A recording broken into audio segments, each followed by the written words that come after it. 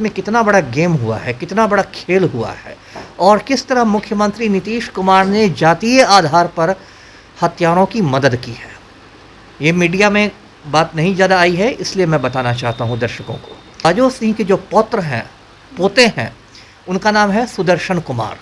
वो आज की तारीख में बरबीघा से माननीय विधायक हैं, जनता दल यूनाइटेड के, यानी नीतीश कुमार की पार्टी के ही एमएलए हैं। राजो सिंह हत्याकांड में जितने भी अभियुक्त हैं, एक दो को छोड़कर सभी अभियुक्त कुर्मी जाति के हैं, यानी मुख्यमंत्री नीतीश कुमार के स्वजातीय हैं।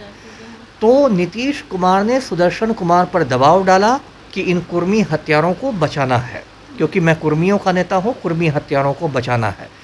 और नीतीश कुमार के दबाव में सुदर्शन कुमार ने जाके कोर्ट में ये बयान दे दिया कि मुझे अब इस केस लड़ने में दिलचस्पी ही नहीं है। जो मुख्यमंत्री हैं, जो सुशासन का ढोल बजाते हैं, अंतरात्मा की बात करते हैं, समाज सुधार यात्रा पर निकल जाते हैं, वो जातीय आधार पर हत्यारों की खुलेआम मदद कर रहे हैं और इसको राजो सिंह हत्याकांड ने अभी साबित कर दिया है। जी नमस्कार, आप देख रहे हैं लाइव बिहार, मैं आपके साथ रूपम।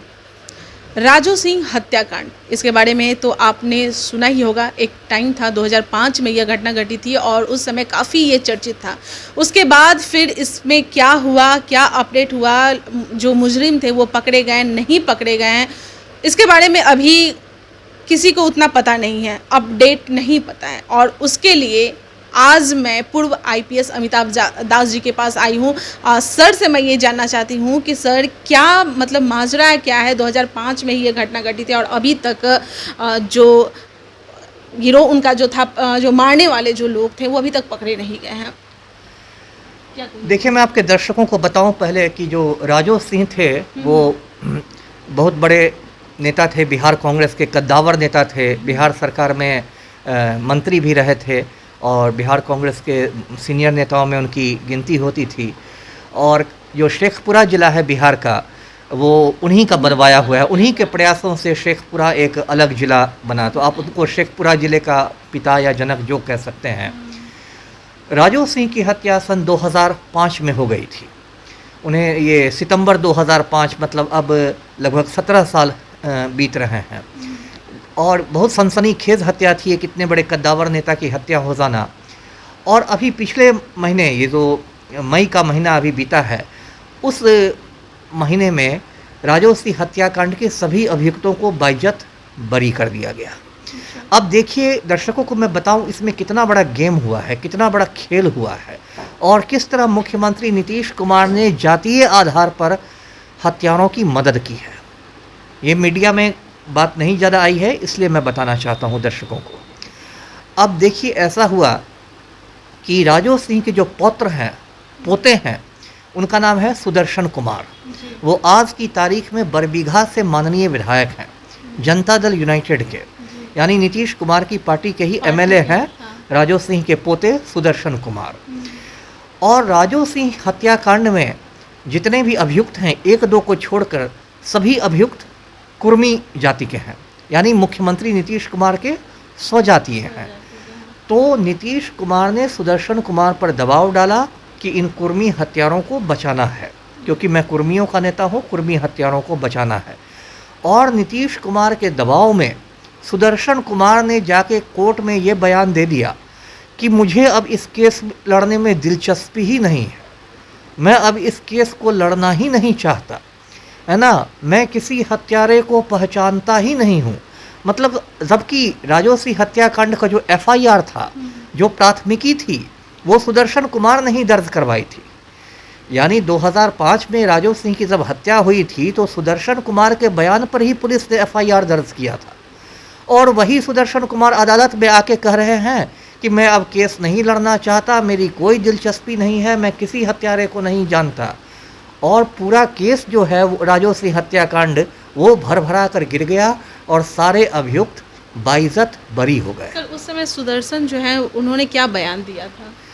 सुदर्शन कुमार ने जो बयान दिया था उसमें कई लोगों को प्राथमिकी अभियुक्त बनाया गया था, है ना। उसमें एक दो के नाम पुलिस ने अपनी मतलब तफ्तीश के दौरान हटा दिए, चार्जशीट नहीं किया।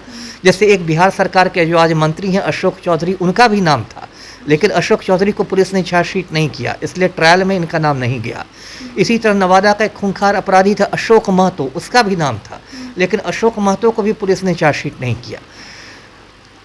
कितने मतलब ये अजीब बात है। आप दर्शक सोचिए कि किसी के दादा की हत्या हो जाती है, सगे दादा की हत्या हो जाती है, और पोता कोर्ट में जाके बोले कि अब मुझे केस नहीं लड़ना है, मुझे दिल। हाँ, तो ये सीधी बात है कि कोई कहीं ना कहीं कोई सौदेबाजी हुई है, या तो सुदर्शन कुमार अब जल्दी ही निकट भविष्य में मंत्रिमंडल पुनर्गठन में मंत्री बन जाएंगे, या किसी और प्रकार का लालच दिया गया होगा, या फिर कोई प्रकार की धमकी दी गई होगी। जो कहते हैं ना चाणक्य नीति में साम दाम दंड भेद, 4 तरह की चाणक्य नीति होती है, तो कुछ हुआ होगा। लेकिन सुदर्शन कुमार ने ये कह दिया और राजो सिंह हत्याकांड के सारे जो अभियुक्त थे वो बाइज्जत बरी हो गए।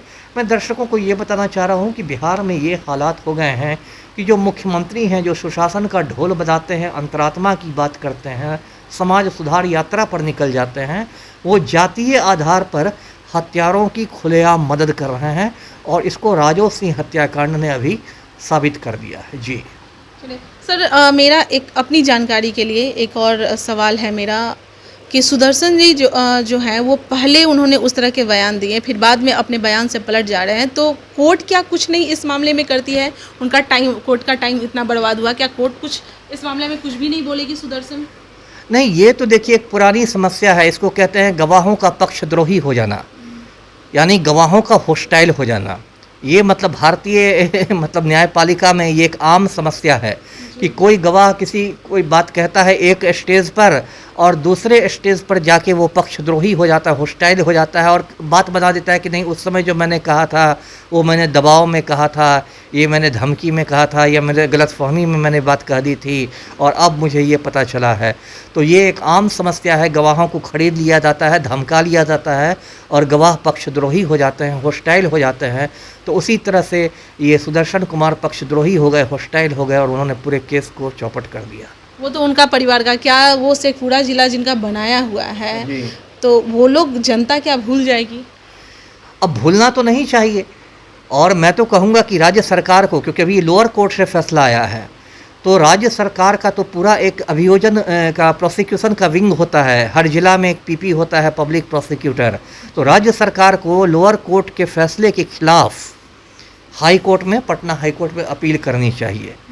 लोअर कोर्ट ने जो बरी कर दिया है अभियुक्तों को, उसके खिलाफ राज्य सरकार को पटना हाई कोर्ट में 90 दिनों के अंदर अपील दायर करनी चाहिए।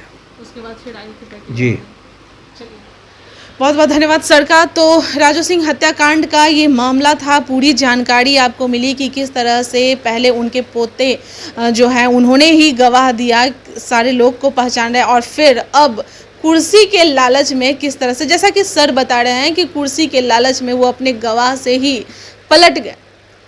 अब देखना यह होगा कि क्या राजू सिंह हत्याकांड का मामला आगे और बढ़ता है, या फिर यहीं से फिर रफा दफा हो जाता है, जैसा कि आप सुन ही रहे हैं।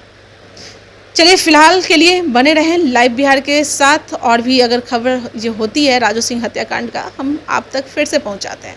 फिलहाल के लिए मुझे दीजिए इजाज़त, धन्यवाद। लाइव बिहार YouTube पर सब्सक्राइब और Facebook पर लाइक जरूर करें।